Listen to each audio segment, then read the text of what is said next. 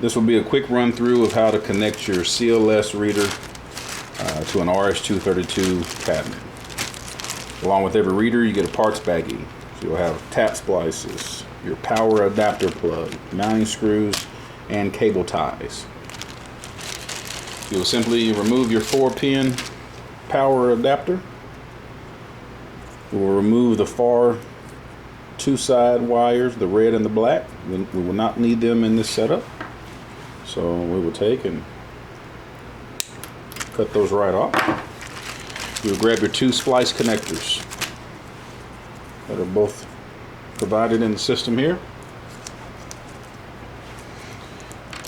Then what you will do is you will locate inside your logic box your 12 volts and your ground, which is normally on pin 5 on the small edge connector, and any one of your grounds will be fine.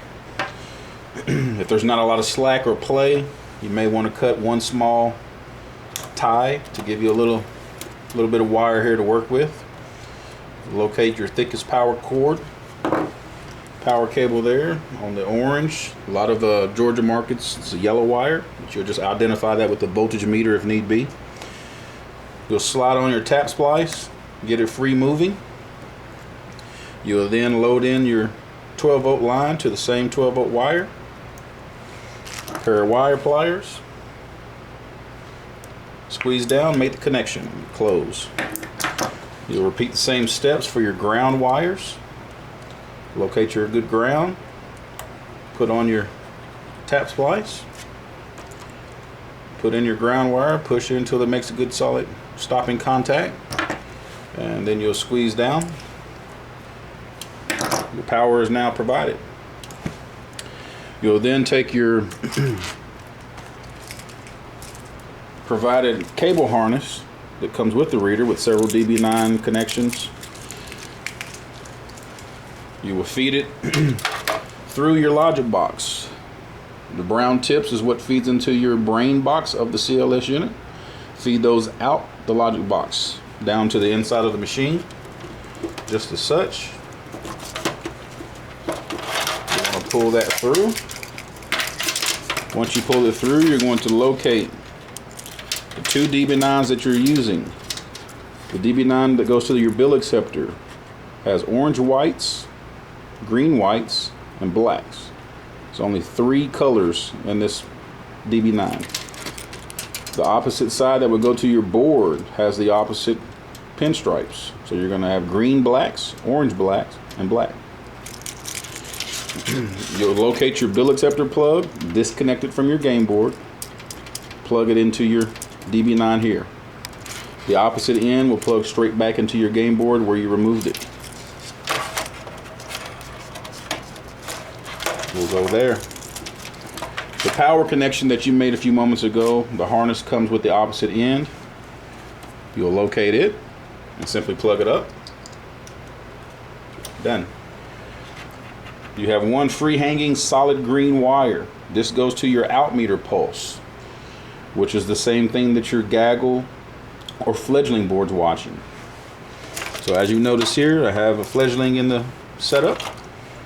It's going to always go to pin 1 on the fledgling or the gaggle. So we'll locate pin 1, which on here is orange. Same thing, we'll put on your splice. We'll grab our solid green, feed it in, and squeeze down. Now we're connected. Once your connections are made, your bill acceptors are plugged up, you'll simply tie your cable harness up. Sometimes we'll tie it to the side of the logic box. Sometimes we, there'll be other cables here that you can tie it to. Just want to make it neat. We don't want anything touching. Then what we'll do is inside your logic box, we will go in, make the connections there.